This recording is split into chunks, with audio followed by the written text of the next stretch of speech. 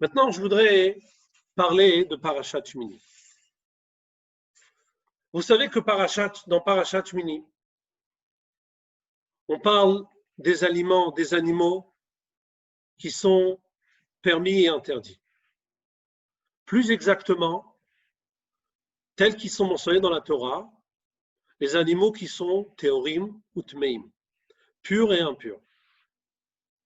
Alors, on va essayer de voir quelles sont les raisons pour lesquelles certains animaux sont considérés comme permis et d'autres animaux sont considérés comme interdits. On va commencer par les paroles de Rambam, Maïmonide, dans Moreh Nevuchim. Rambam, il donne une raison qui est tout simplement une raison qui est liée à l'hygiène, à la santé. Rambam joue son rôle, le docteur, Arofé Aneeman, si je ne me trompe pas, le terme qui est employé. En tout cas, le médecin. Je fais juste une parenthèse. J'ai entendu RF Pessah, où j'ai lu RF Pessah, quand Tafshin même tête, le rabbi avait très mal au pied. Et à cause du fait qu'il avait mal au pied, il n'était pas capable de descendre pour les tfilotes. Et donc, il a demandé que RF Pessah, qui est le jour de la naissance du Rambam, il y a un groupe des chassidim qui habitent à Tzfat, qui aillent à Tveria sur le kever du Rambam. Et le rabbi a promis $100 à tous les chassidim qui allaient prier pour lui.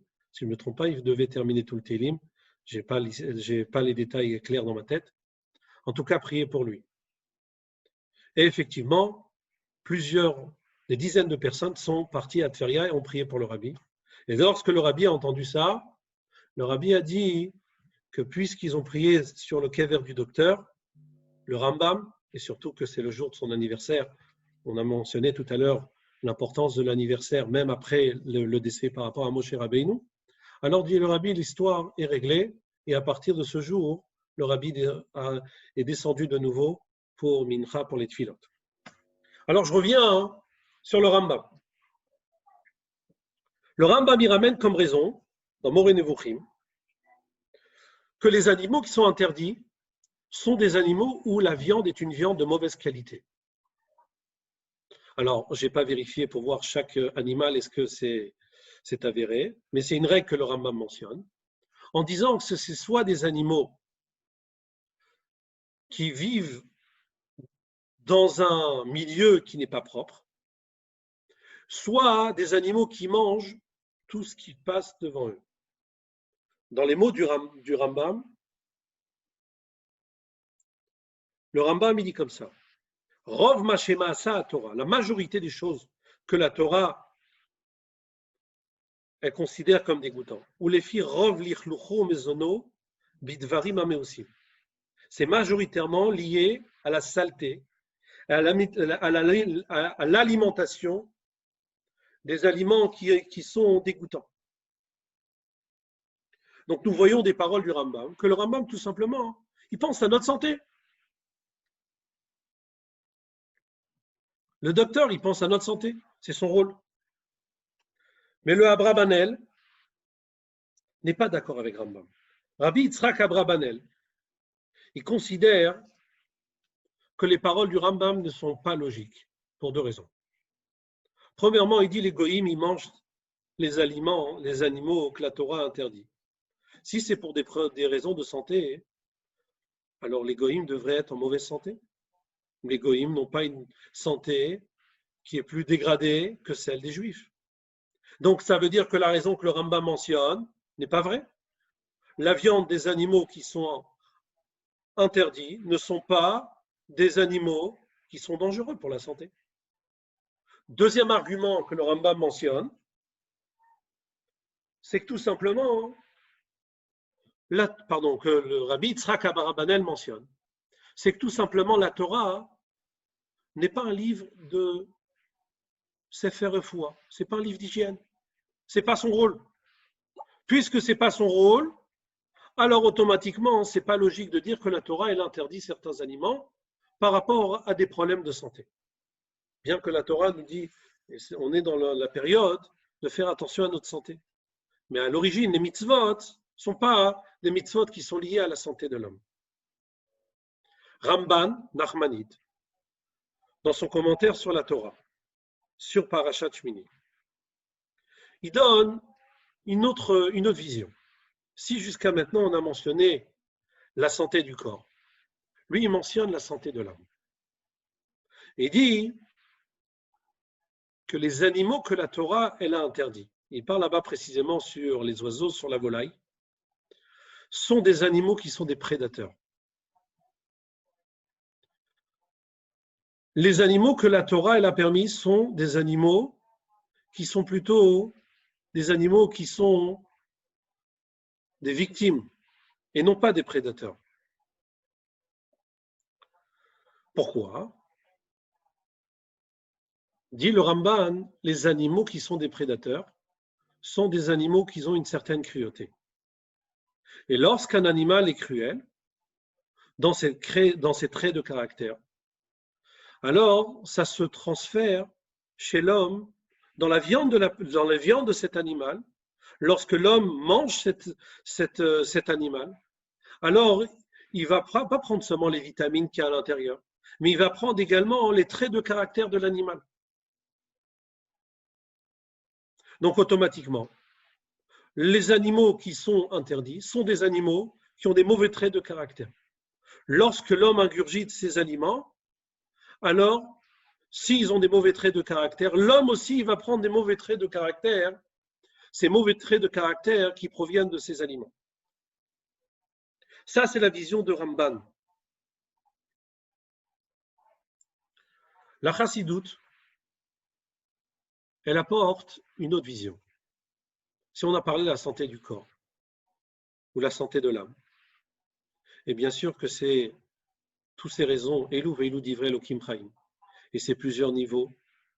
Le Rambam, il parle dans le sens le plus simple, même s'il faut répondre aux questions qu'Abrabanel demande. Le Ramban, Nachmanide, parle d'un niveau supérieur en parlant des traits de caractère de l'âme. La Chassidoute, elle mentionne une autre idée. La Chassidoute, elle s'arrête sur le fait que la Torah n'emploie pas le terme d'aliments permis et d'aliments interdits. Priori, on aurait dû mentionner ce terme-là. Ma'achalim mutarim, ma'achalim asurim. Mais la Torah emploie un autre terme. Le terme d'animaux purs et d'animaux impurs. Théorim et tmeim. Pourquoi employer cette formule? Tout simplement parce que dans la vision de la Chassidoute, dans les aliments qui sont purs, alors la vitalité qui se trouve dans ces aliments provient de la vitalité divine qui se trouve dans ces aliments, provient d'un niveau qui est neutre, qu'on appelle Klipat Noga, que l'homme a la capacité d'élever dans la Kedusha, par le fait qu'il va utiliser la vitalité qu'il a de ces aliments par des actions positives, en priant, en travaillant comme un juif de manière dans les règles de la halakha, en étudiant, en faisant des choses qui sont dans le chemin de la halakha. Il élève cette vitalité de manière positive. Par contre, les aliments qui sont interdits sont des aliments qui sont appelés tmeim. Pourquoi? Parce que, comme c'est expliqué dans le Tanya et dans plusieurs endroits, que la vitalité qui se trouve dans ces aliments vient de Shalosh Klipot Atmeot. Et donc, puisque ça provient de Shalosh Klipot Atmeot, c'est des aliments qu'on ne peut pas élever. Donc, essayons de réfléchir. L'objectif de manger des aliments, comme vous savez, et ce qui nous permet de manger de la viande, c'est d'élever l'animal, le statut de Chai, en statut de Médaber, élevant ces aliments. Qu'est-ce qui se passe? Pardon, attendez. Qu'est-ce qui se passe? Finish. Réduit pour continue. Pourquoi ça fait ça? Tout le monde, pardon. Désolé. On t'entend très bien, il n'y a aucun problème. Comment? On t'entend très bien, il n'y a aucun problème. Ah, merci. Non, parce qu'à un moment, moi, je me voyais plus. Donc, ce que je disais, c'est que les aliments qui sont tamés, tout simplement, sont des aliments que l'homme ne peut pas élever de Chai en statut de Médaber. Il n'a pas la capacité de pouvoir les élever. Donc, automatiquement, les aliments que l'homme a un objectif, son objectif, c'est de prendre certains aliments, c'est de faire monter les aliments en statut de minéraux, comme l'eau, comme le tsoméa, les salades, tout ce qui est rail, tout ce qui est viande, tout ce qui est poisson, en statut de médaber et dans le médaber, dans le statut de l'homme, de manière positive dans la Gdusha. Hein. Donc si l'homme a la capacité, a la possibilité de faire monter cette vitalité, alors il peut le manger, c'est légitime. Mais à partir du moment où il n'a pas la capacité de pouvoir l'élever, il n'a pas la permission de pouvoir manger ces aliments. Il lui a permis de manger un aliment, de tuer un animal. Il a la permission de tuer un animal. Et là, umashach. Lorsqu'on fait la shrita, l'objectif c'est d'élever l'animal. Si j'ai la possibilité d'élever l'animal, alors j'ai le droit de le manger. Mais si je n'ai pas la capacité d'élever l'animal, je n'ai pas le droit de le manger. Donc ça, c'était une idée sur Parashat Shmini.